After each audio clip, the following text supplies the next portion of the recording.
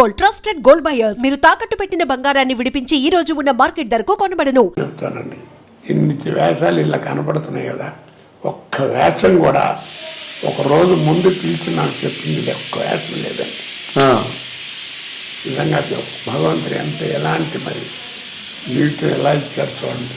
ఒక్క వేషం ఒక అరగంట ఎంత వెళ్ళటం, పక్కన కూర్చోండి ఇట్లా అనుకుంటున్నాం. కోటగారు మీకు కూడా ఏమైనా బ్రెయిన్లో ఏదైనా ఉంటే చెప్పండి, బాగుంటే పెట్టేద్దాం ఇరికిద్దామని ఇంప్రూవైజేషన్ చేసుకో తప్ప వెళ్ళిపోవటం. అంటే మీరు ఒక అంటే నేను ఎందుకంటే ఇంకో ఎంత చెప్తాను నేను, కొన్ని సినిమాలు పేర్లు చెప్పకూడదు, పైవాడి డైలాగు కిందవాడి డైలాగు ఉండేది, మధ్యలో కోట లేదా క్యారెక్టర్ పేరు ఉండేది కదా, కోట చూసుకుంటాడని రాసేవారు. అది డైలాగ్ మీది. అక్కడ డైలాగ్ అదైనా కోట చూసుకుంటాడు అందుకు మీ డైలాగ్ మీరు వచ్చి ఫిల్ చేసుకోవాలి ఫిల్ అప్ ది బ్యాంక్స్. అంటే పెద్ద పెద్ద వాళ్ళ చిరంజీవి గారి హీరో అలాంటి సినిమాలు కాదు, ఒక మీడియం రేంజ్ సినిమాలు ఉంటాయి కదా. అవును, మీడియం రేంజ్. మీరు మీ కెరీర్లో సరే కాదు, నన్ను ఎప్పుడన్నా ఒక 5-6 సినిమాలకు మాత్రం ముందు పిలిచి మాట్లాడారండి. అది ఏంటంటే బట్టతల అయ్యిండ్రా చూడండి, న్యాచురల్ జంజాల గారి సినిమా వాటిలో బట్టతల. అవును, జయకృష్ణ గారు వాళ్ళు అంటే యాక్చువల్ చేయించారు క్రాఫ్ అలా బట్టతల్లాగా. మాకు న్యాచురల్ ఏం కావాలండి, విగ్గులు పెట్టాను.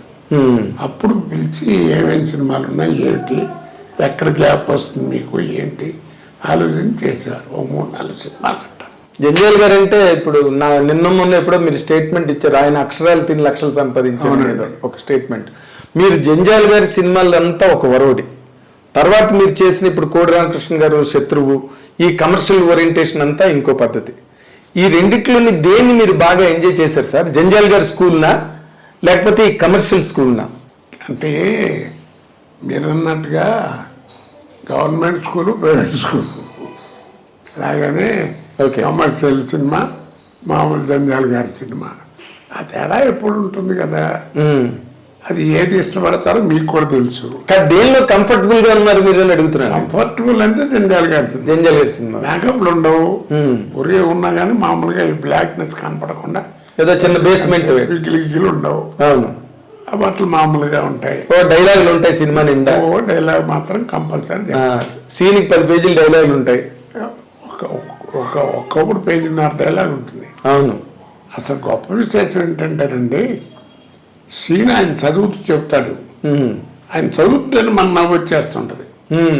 ఆయన పెద్ద యాక్టర్ అండి. అవును, నాకు తెలుసు. డైలాగు, డిక్షన్, వ్యవహారం. అవును, 4 క్యారెక్టర్ల సీన్ అనుకోండి, నలుగురికి భాష డైలాగ్ డిక్షన్ ఆయనే చెప్పించేవాడు చదివేటప్పుడు. సో ఇక చేసేవాడికి పెద్ద ఇబ్బంది ఉండదు. అదేలేండి, దాన్ని అడాప్ట్ చేసుకోవడమే కదా విని. అలా కొన్ని ఏంటంటే అలాగే కోట చూసుకుంటాడని. ఇలాగ నిజం చెప్పాలంటేనండి, జంజాల గారి సినిమాల్ని కామెడీ అని అనలేం, హాస్యం అంటాం. జంజాల గారి సినిమాలకి హాస్యం అంటాం, వినోదం. హాస్యం అనే మాటే వస్తుంది, ఓకే, కామెడీ అని రాదు. అవును, ఇప్పుడు ఏంటంటే ప్రతివాడు కమెడియన్ అంటారు. ఇది కామెడీ, అది హాస్యం. ఓకే, బట్ ఆయన తర్వాత ఆయనలో గొప్పతనం ఏంటంటే అక్షరం 3 లక్షలు సంపాదించాను. ఎందుకన్నానంటే ఆవిడ పేరు అన్నపూర్ణ, ఆయన బాగా కమ్మగా వండి పెడుతుంది. బాలుగారు, నేను చాలామంది చాలాసార్లు కలిసి వ్యవహారంలో కూర్చొని కాసేపు భోజనం చేయటం వ్యవహారం చాలాసార్లు. పట్టుదలగానే అరే గట్టిగా రసం సాంబార్తో పాటు ఇంకో లిక్విడ్ కూడా మజ్జిగ పులుసులాగా కాల్చడం కమ్మగా ఉండదు, మామూలుగా ఉండదండి భోజనం. అంత బాగుండేది. రాత్రి మగళ్ళు ఎప్పుడైనా ఖాళీ ఉంటే పిలిచేవాడు. వెళ్ళిపోవడం ఆయన పిలిచారంటే. బాలుగారు, మీరు బాలుగారు అంటే అలా బాలుగారు కూడా వచ్చేవాడు అప్పుడప్పుడు. అదేలేండి చెప్తున్నా, ఆయన ఎవరు ఖాళీగా ఉంటే వాళ్ళు ఫోన్ చేయడం, ఎరా ఖాళీగా రా ఇంకా గజమా కానీ కబుర్లు. ఆయన ఎందుకంటే నాకు నచ్చేది అలా భోజనం చేసాం, ఆయన అక్షరం నిజంగానండి ఆయన రచనలో 2 ముక్కలు చెప్తాను. అక్షరంలో అమ్మతనం ఉంటుంది ఆయన రచనలో. ప్రతి అక్షరంలోనూ మదర్ టంగ్ అన్నట్టుగా ఉంటుందండి. అదేలేండి. భాష పడికట్టు మాటలు ఉంటాయి. పదప్రయోగం తెలుగు భాష ఎంత కమ్మగా ఉంటుందని అనిపిస్తుంది. ఎంత గొప్పదంటే సీన్లో ఆ సినిమా పేరు నీకు నాకు పెళ్ళి అంట అనుకుంటా. రత్నాసాగర్ గారు గంగా భాగీరథి సమానరాలు వేషం వేసింది. డైలీ పాపం ఆవిడ కూడా చేయించుకుని నేను బట్ట వ్యవహారం. వాళ్ళు కలుసుకుని మాట్లాడుకుంటూ ఉంటారు.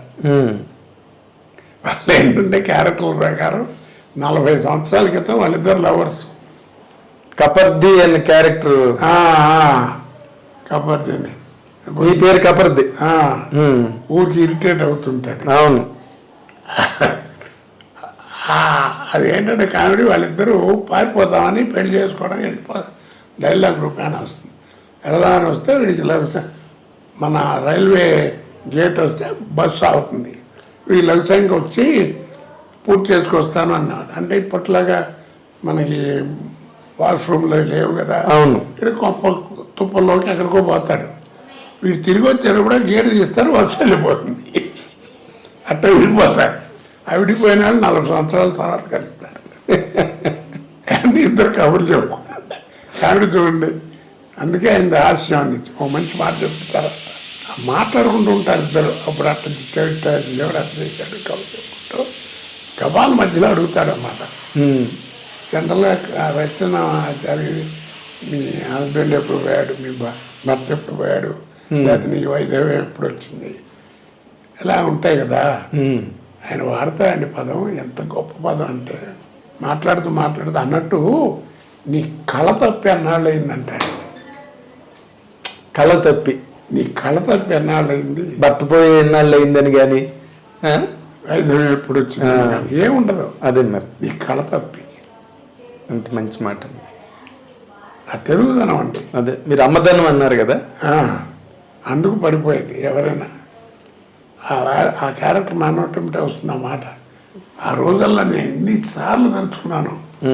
అందుకనే అప్పటి నుంచి నాకు ఆయనంటే నాకు తెలుగుదనాన్ని వాడతారండి.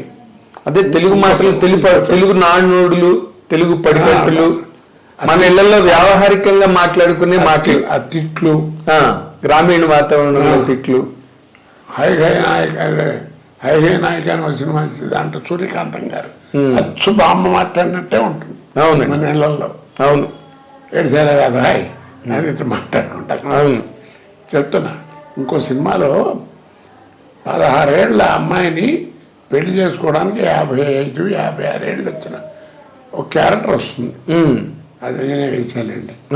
వస్తే అది పెళ్లి చూపులు జరుగుతాయి. అది ఆ అమ్మాయి తండ్రికి తెలియదు.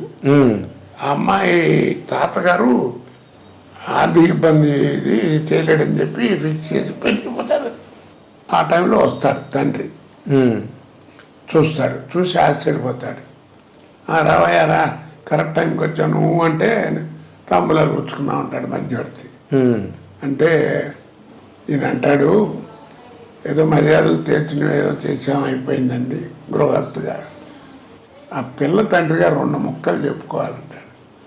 జనరల్గా రైటర్ పేజ్ డైలాగులు రాస్తాడు. ఆడపిల్ల అంటే ఏమనుకుంటున్నారా, నీ వయసు ఏంటి, దాని వయసు ఏంటి, అది ఇది ఇట్లా ఏం పోయగలరా చిన్నపిల్లని చేసి ఇదే నీ కూతురు అయితే చేస్తే ఇట్లాంటి ఉంటాయి. అవునండి. 2 డైలాగులండి.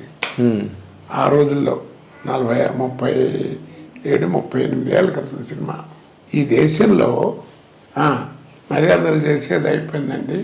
ఆ పిల్ల తండ్రి గారు 2 ముక్కలు మీతో చెప్పుకోవాలి. ఈ దేశంలో మధ్యతరగతి మానవుడు చేసే పాపం ఏదన్నా ఉంటే ఆడపిల్లని కంటాం. ఆ పాపం చేసింది నేను, శిక్ష నాకు వేయండి, నా బిడ్డకు వేయొద్దంట. చిన్న మాట, పేజీ డైలాగ్ 2 మాటలు చెప్పి 2 మాటల్లో చూడండి ఎంత ఎఫెక్ట్గా. అవును.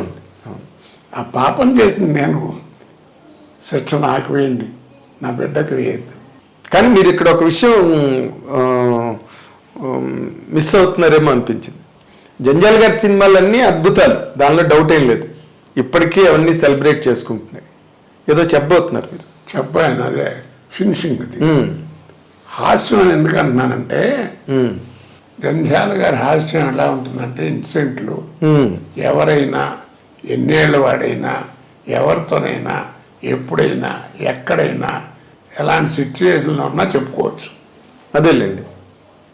ఇప్పుడు అట్ట కాదు, సినిమా ఎంటర్టైన్మెంటే వస్తుంది. ఇది ఫ్యామిలీతో చూడదగ్గ సినిమా అంటే అని అన్నం ఏమైనా పక్కింటి వాళ్ళతో చూస్తామంటే కదా, ఎందుకన్నమాట వాడే చెప్తున్నాడు ఫ్యామిలీతో చూడదగ్గ సినిమా అని. అదేలేండి. అలా అంత డిఫరెన్స్ ఉంటుందండి. అవును.